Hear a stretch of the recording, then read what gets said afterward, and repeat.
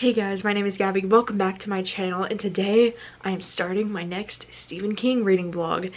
And I think I have decided that 11/22/63 is going to be my next Stephen King read.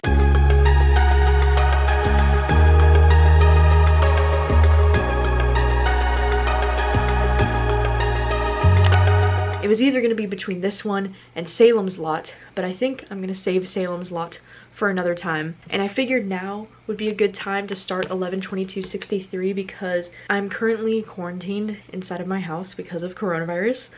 And so I have a lot more free time on my hands than I typically do. So since this book is one of the longer Stephen King novels, this one's 849 pages. It is pretty freaking long. I'm kind of intimidated about it, not gonna lie. This one, I keep hearing over and over and over again that this one is a lot of people's favorite Stephen King novel, and this is one that I keep getting recommended. Like, people think I'm really gonna enjoy this one, and I'm really curious, honestly, to read this one because this one's kind of like a historical fiction time travel type of book, which is, I feel like, very unique for Stephen King because it's not exactly horror. But this one like reimagines the assassination of JFK, I think. I don't know too much about this, okay? Really excited to read it, and then I'm interested in checking out the series on Hulu to see if it's good after this. Yeah, I'm excited. I think I'm just gonna jump right in. I feel like for this one, I'm not gonna give myself too much of a time constraint to read this book because I feel like usually whenever I start books, I'm always like, okay, I want to get to like this page tonight and then have it done by this date, you know? But I feel like for this reading vlog, it's just gonna be chill, and I'm not gonna put pressure on myself to finish this book in a timely manner. I'm just gonna read it at my own pace. And I think for the majority of this reading vlog, it's gonna be spoiler free, but I don't know how I'm gonna feel about it, so I might need to jump into some spoilers at some point in this vlog, but I will warn you before I jump into those spoilers. Let's just get right into it. I'm so excited.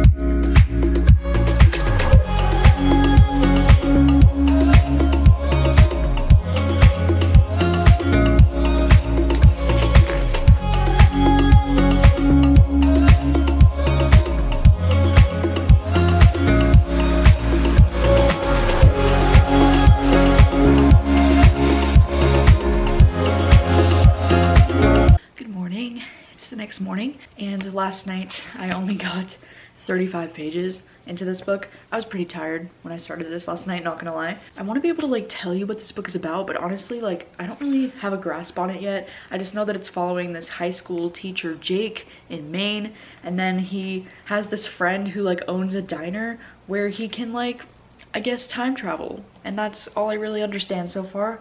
But I'm gonna read some more of this today and hopefully get some more answers.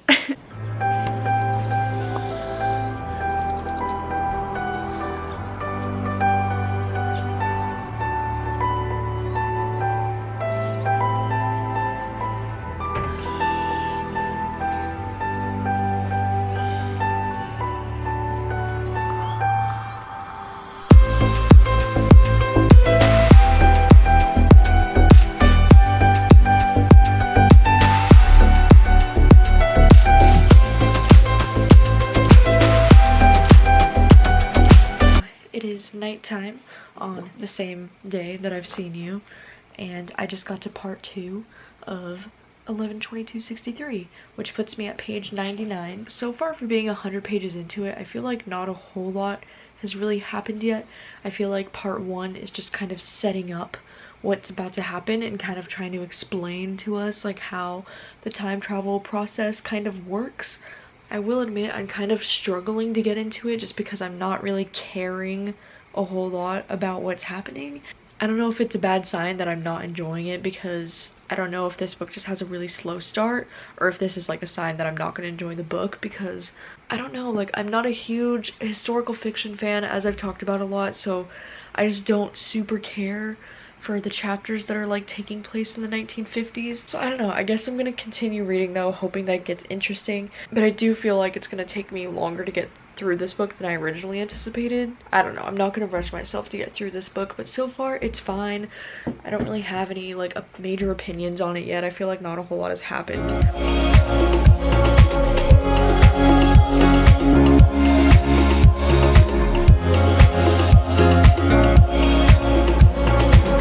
it's actually been a couple of days since I last updated this reading vlog. I put this book down after I finished part 1 and I was having trouble like finding the motivation to get back into this book.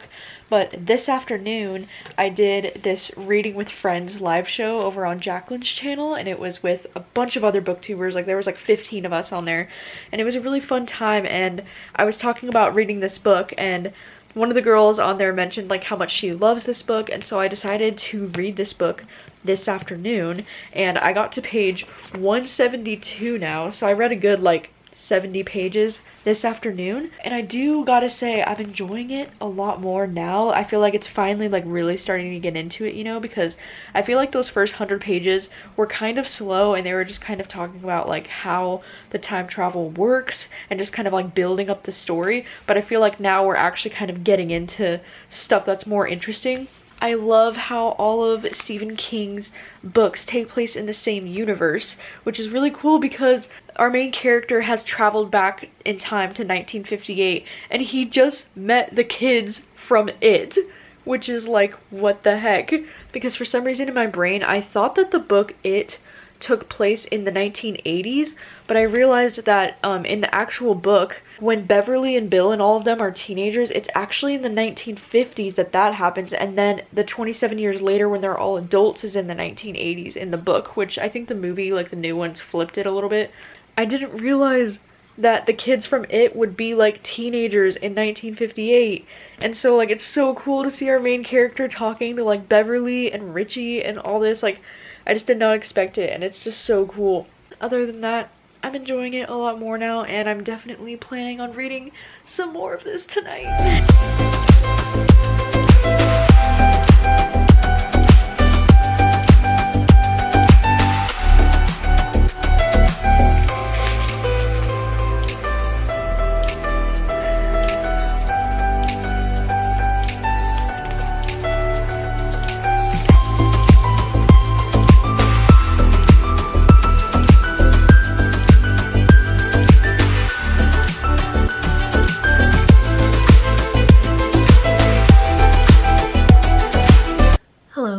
It is the next morning, and I got a good chunk of reading done last night.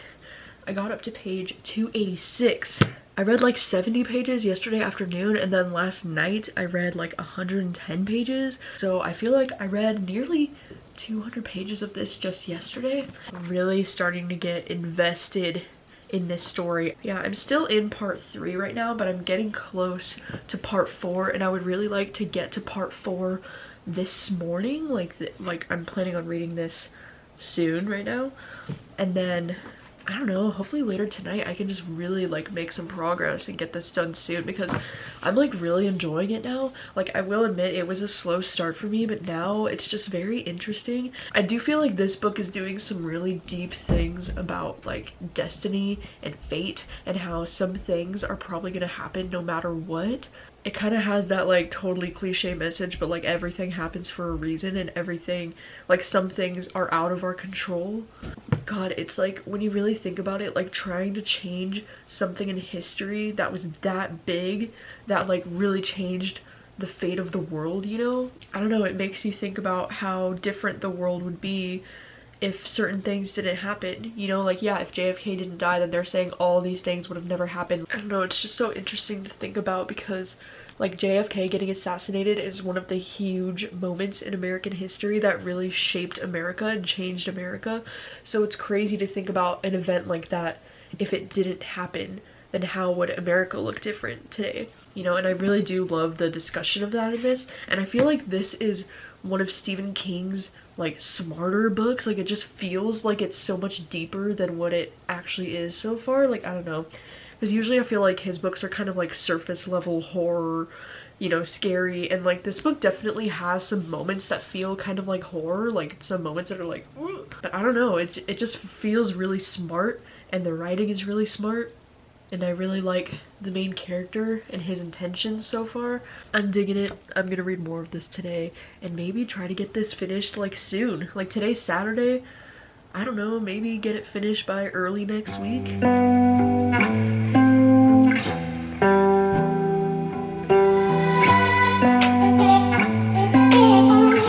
'Cause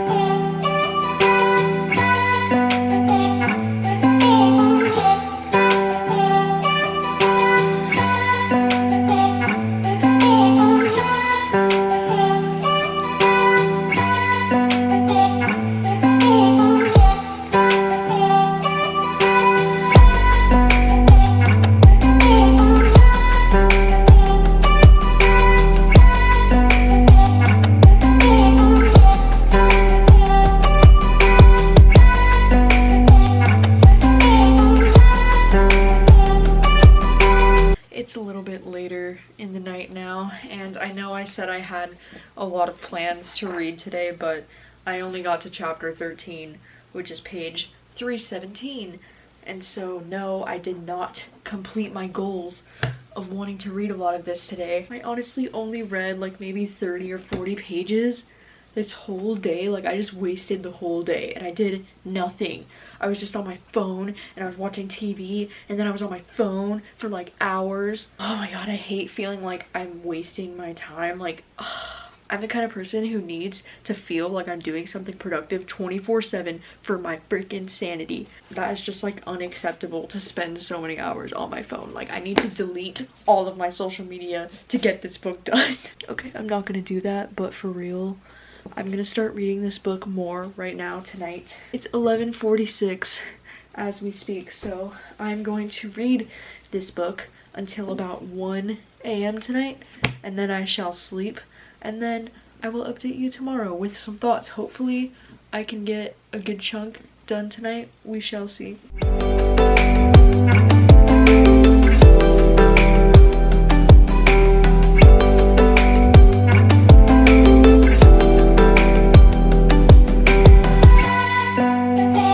Last night I got to page 400 of 11/22/63. I pushed through and now I'm on part 4. We very recently got introduced to the character Sadie, and she is now my favorite character in this book, and I'm really enjoying it. And I don't think this is a spoiler or anything, but there's like a romantic plot line happening now that I'm really enjoying, and it's really cute, and I can't wait to read more of it. And this morning I do have to read a little bit of another book this morning that I'm doing for a buddy read, but then later on I'm planning on jumping back in and reading some more of this one. I'm almost at the halfway point. Almost. Alright, it's about 3 o'clock in the afternoon now, and I just caught up on reading 100 pages of the other book that I'm buddy reading right now. And do you ever notice how, like, if a book is like your typical genre, you read 100 pages so much faster than you would for like a book that's not really your genre? I don't know, I guess with this book too, it's like the font is a lot smaller than other books, and like I feel like it takes me so much longer to get through 100 pages of this book than it does for like other books, because like the other book I was just reading was a romance, and like I could get through those 100 pages so much faster than with something like this, you know? Anyways, I'm gonna jump in and read a little bit now, maybe get like 50 pages in.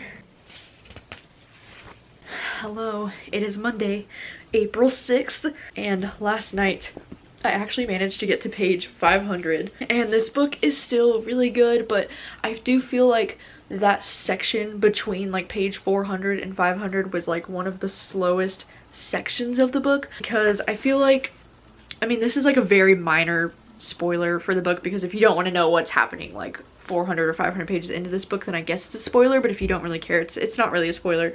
But at this point in the book, all our main character is doing is like following around this guy Oswald that like is the one that killed JFK, and so he's just kind of following him from like Dallas to like Fort Worth and like all around Texas, and it's just kind of like slow right now, and I'm just kind of like waiting for something interesting to happen. But I know coming up here somewhere in the 500 page mark, we're gonna hit the next part of this book. Yeah, so the next part of this book is on page 575, and it's just called 11/22/63. So I feel like this is where we're gonna hit like the best part of the book, hopefully. At least that's what I'm feeling. So I am gonna try to get to at least part 5 this afternoon. And it's kind of a nice day out today, so I think I'm just gonna go and read out on the patio.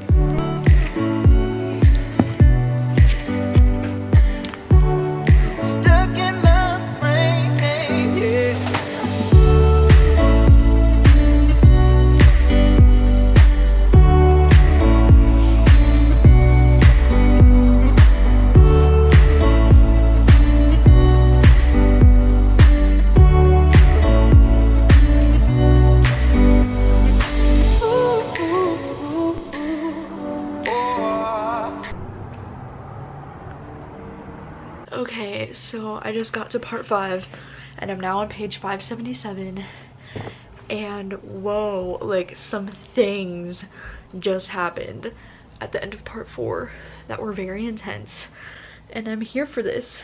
and I'm excited to see what happens in this part. I think there's only like 2 more parts left in this book. Yeah, so we have part 5, which I just got to, and then part 6 isn't until page 749. Like, I don't know, I still have about like 300 pages left, but like it's only 3:30 in the afternoon right now, and I don't have like a whole lot of plans for today besides reading. So maybe I can try to push through and maybe try to finish it today, but also maybe just try to get to part 6. Maybe that's a more realistic goal for me.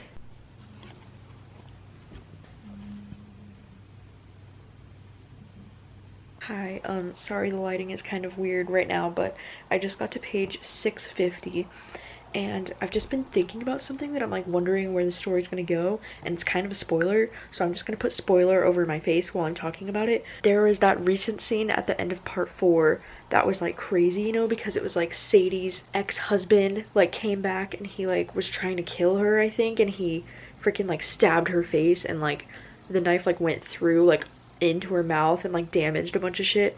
And so Sadie just had to have this surgery that was like trying to fix it, but they said she's gonna have like damage, like nerve damage in her mouth and like a droop in her like cheek and stuff and like whatever for the rest of her life. And they were like, if this was 20 or 30 years in the future, we might have the technology where we can like really fix it. And then one of the characters was like, oh, it's too bad we're not living in 1990, as like a joke. And I'm like thinking, like, oh my gosh, like I think Jake, our main character, is gonna want to take Sadie with him to the future.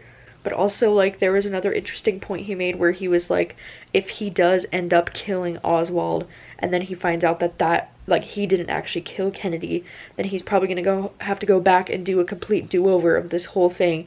And then he's like, and then he'll meet Sadie again and maybe he could prevent her from getting injured in the first place. That's really interesting. But he's saying like the idea of reliving these 5 years like over again is like exhausting, and like, yeah, like, oh my gosh, like I can't even imagine the last 5 years like that you just lived. Like, oh my gosh, that's so crazy. I'm kind of hoping that this ends with him taking Sadie back with him to the future, because like she makes him happy, and like what else does he have going for him like in the present day? Like his ex-wife is like leaving him and he just doesn't have a very happy life, and like Sadie makes him so happy, so like I hope he does take her to the future.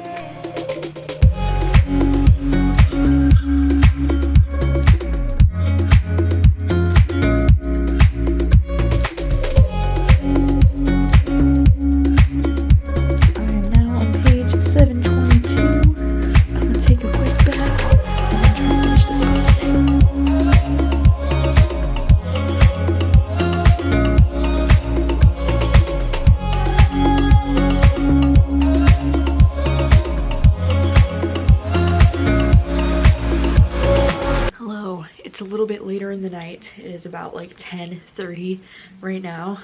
It's been a really great day. I've dedicated most of the day to reading. I read about like 200 pages this morning, and then this afternoon I actually was like doing some coloring pages with Rachel and her boyfriend, and we ended up making steaks for dinner and it was really nice. And then I was watching some of Bates Motel with them in the other room, and then I also took a really nice lovely bath earlier, and it was very much needed and very great. And now I just got to part 6, the green card man, and I only have about 100 pages left.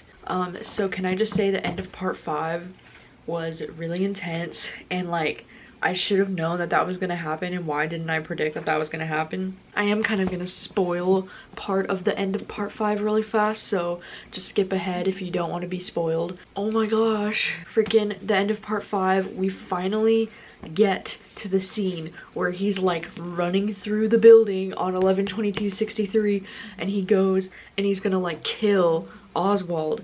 As that's happening, Oswald starts shooting in his direction, and like somehow Sadie is just there, I guess, which this is why she shouldn't have been around in the first place, because then she ends up getting freaking shot. He is able to kill Oswald, but one of the bullets hit Sadie, and then Sadie is like laying on the floor dying, and now he's like, fuck, like what am I gonna do, because he successfully saved JFK, but Sadie was killed in the process. So I feel like either one of two things are gonna happen. It's either gonna be one of those like moving novels where it's like, yeah, like you either have to choose between saving future America or saving the love of your life, you know, like something like that. And he's gonna have to either accept the fact that Sadie had to die in order for JFK to live, or it's gonna be like he's either gonna go back and redo it all over again and make sure Sadie lives, or he's gonna like somehow go back in time and take Sadie with him to the future and like not even try to stop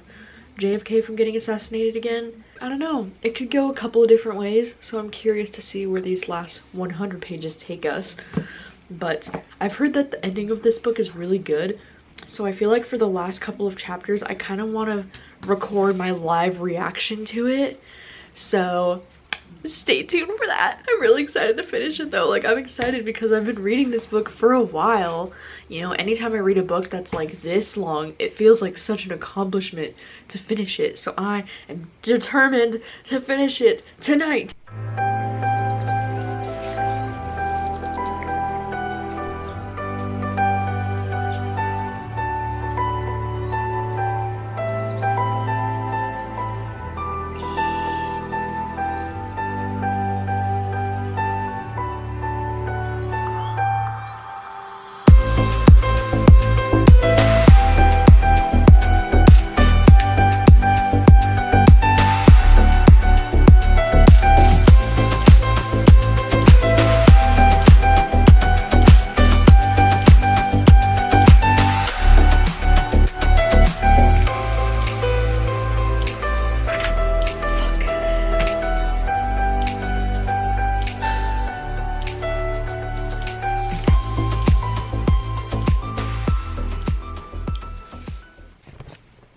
Is the Stephen King book actually making me cry?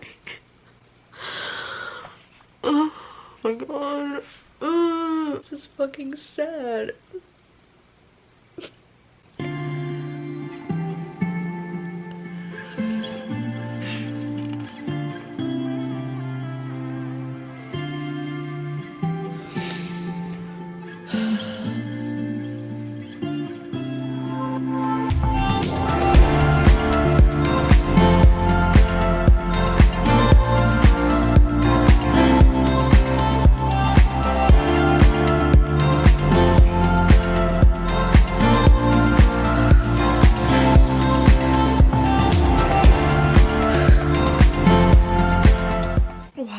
Making me cry so much. I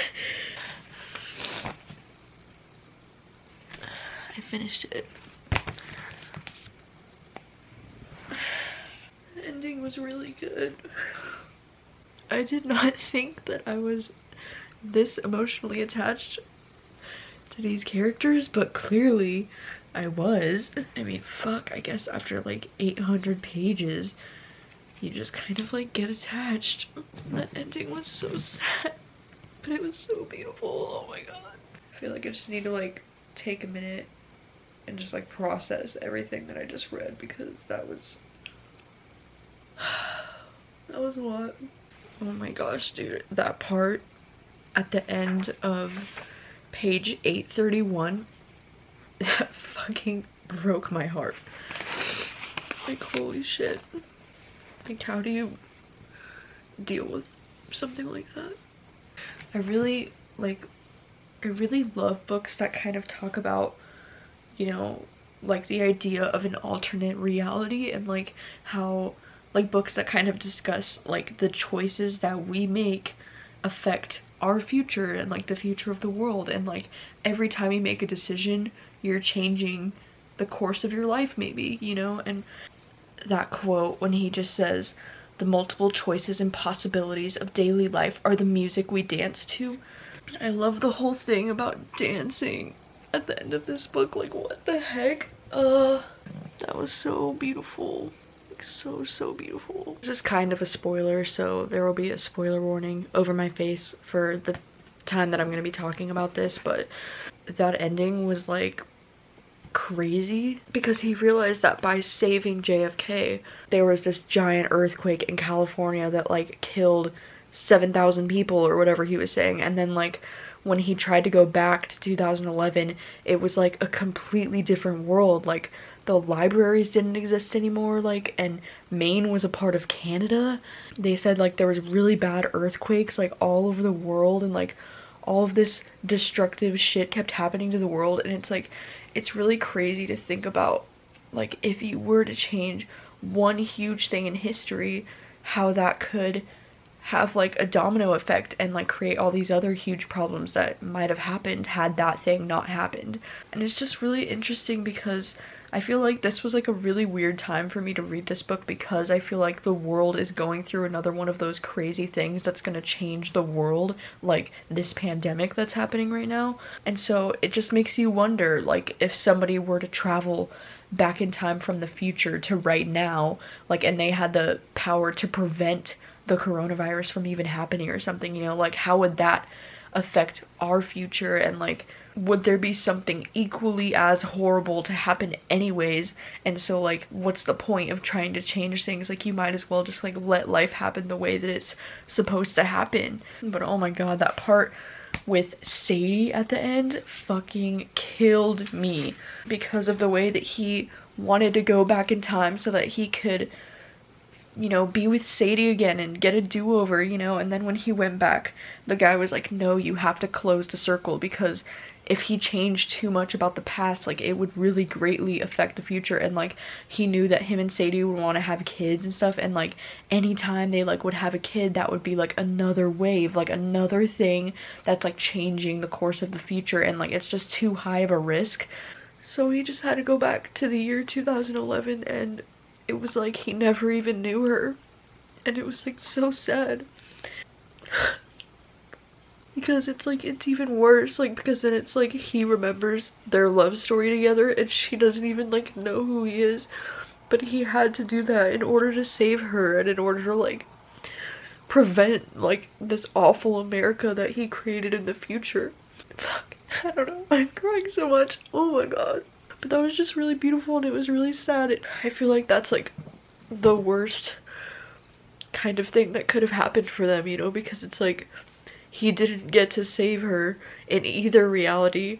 In the one that he did manage to save her, he never got to have that relationship with her, so she never knew who he was.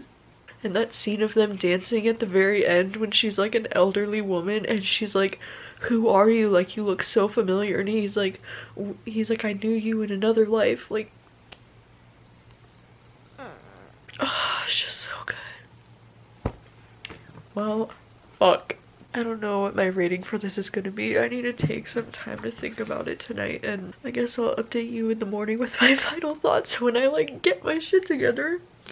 I did not see this coming, honestly. Like, I did not think I was gonna be this emotional at the end. Hello, it's the next morning, and I've finally stopped crying over this book. I mean, just barely, you know. It's nice though that this book has given me something new to cry about though, you know, with the state of the world and all. I think I've come to the conclusion that I'm gonna give this book 4.5 out of 5 stars. The only reason why I'm not giving it a full 5 stars is because it wasn't a perfect book for me, and there were definitely some times where I struggled to get through it. Let me just start with the negatives, because there aren't many for me, but I think the biggest negative I had is that I do think this book is too long. I feel like there was a giant chunk in the middle here where it was a lot about Jake's time spent in Texas and like his teaching career and like meeting Sadie, and like, while I enjoyed reading about those things, I just don't think that part of the book needed to be as long as it was, because since this book is like close to 850 pages, I just feel like there is a lot of the middle chunk of this book that could have been cut down to like 100 or 200 pages less. But I know that's like a small gripe, but there was like a point in the book where I was finding it really hard to get through it, and I was starting to skim to try to get to the next interesting part of it. I also do feel like this book was a little bit difficult to get into. Like, I thought the first 100 pages was a lot of like building the story, but I can also understand why that was a thing, so it's not really a nitpick for me. And then I guess my second negative with this book, that's just a me thing, is that I'm not a huge fan of historical fiction, and so it was kind of like hard to read about some of the historical fiction stuff. Like, I was getting kind of bored with it, but at the same time, like, I really do appreciate all the research that went into this and how authentic it felt. Like, I literally felt like I was in the 1950s reading this book, and I really appreciate it for that. But because I'm not a huge like fan of historical fiction, it was kind of a bummer to me that this book felt like 75% historical fiction and 25% sci-fi time travel kind of book. I just wanted a little bit more of the time travel stuff. And for the positives, I mean, I love books that deal with time travel. I love books that have a beautiful romance at the center of it. And I really love the whole idea and the discussion in this book. Like, I think the idea of this book is really fascinating. Like, if we were to go back in time, if we had the ability to go back in time and prevent something that really changed the world, if we were to prevent it, how would our world look different if this thing never happened?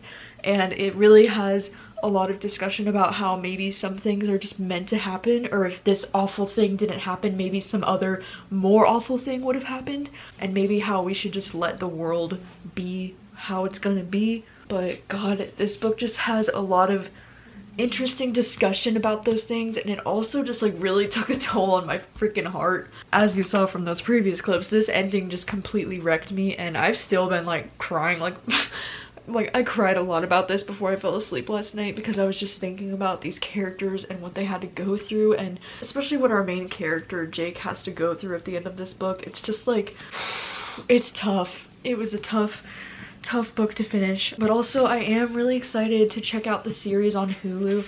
I know Sarah Gadon plays Sadie, which is like one of my favorite actresses. I don't know, I'm not a huge James Franco fan, so that's the only thing that makes me a little cautious about going into it. But overall, I had a really great time with this book. This book actually surprised the hell out of me, because especially after those first 100 pages, I wasn't sure if I was even going to enjoy this, to be honest. Like, I was like, oh God, this isn't going to be for me, because I'm not a huge historical fiction fan, but also like I'm not a history buff really. I don't know a whole lot about the JFK assassination. I only know like bits and pieces. So I thought, oh my God, like I'm not going to understand any of this. But this book was really informative. It was really interesting to read about. It's not my favorite Stephen King, but it's definitely up there. I think Pet Sematary is still my #1, just because I love the horror stuff. I love the Stephen King horror vibes, and I think The Shining is up there as well. But then this might rank next, because I really enjoyed this, and this is definitely something that's gonna stay on my mind for a really long time. I just feel so accomplished finishing this book. Like, it feels really good to finally read another massive Stephen King and say that I've read it and that it's done, and I really enjoyed it. So that's good. But I will be linking down below all my previous Stephen King reading vlogs that I've done, and I'm pretty sure the next one that I'm gonna do is gonna be Salem's Lot. Like, I'm just feeling like I need to read that one next. That might happen at some point in April maybe, but if not, it'll probably be definitely happening in May. And also, I've been like considering doing this video idea called watching the Stephen King adaptations that I've recently read, and so I thought I would do like a video where I watch the 11/22/63 Hulu series, and then also watch the movie Misery and watch Pet Sematary, because I haven't watched any of those adaptations for some of the Stephen King that I've recently read. So let me know if that's something you'd be interested in at all. I don't really know if you guys are as interested in seeing my reactions to the adaptations of the books I just read, or that's just an idea I've been toying around. So please let me know your thoughts, and if you've read this book, of course, please let me know your thoughts on it. Where does this rank on the Stephen King list of books for you? And thank you so much for watching as always, and I really appreciate it, and I will see you guys very soon with a new video. Bye!